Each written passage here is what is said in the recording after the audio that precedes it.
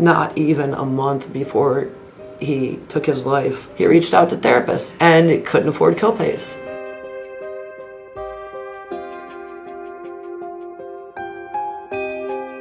Danny Crespo was one of my best friends and a father of 3. He got sick. He had diverticulitis, got a throat infection, triggered diabetes, and he was rushed to the hospital with a sugar of 1650. He was in a coma 3 days and was lucky to make it through. When he got better, he went back to work. He had medical bills piling up. He couldn't afford his medication.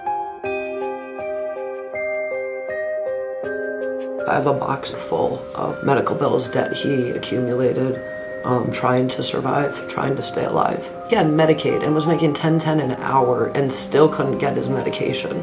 That's ridiculous. It is totally absurd that 1 out of 5 patients in this country who get a prescription from their doctors are unable to fill that prescription because they cannot afford the price of the medicine. The people of our country pay by far, not even close, the highest prices in the world for the prescription drugs they need. That has got to end. I'm advocating for Medicare for All, and I continue to, because it's the only way for me to take this pain and turn it into something positive. Danny would have been able to get his insurance, and he'd be here for his kids and for all of us.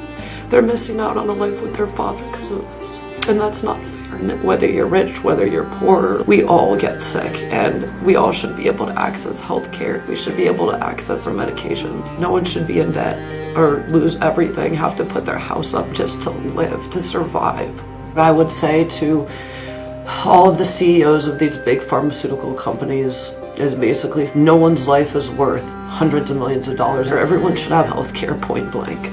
Please do not tell us that this is a rational healthcare system. It is not a radical idea to say that in the United States, every American who goes to a doctor should be able to afford the prescription drugs he or she needs.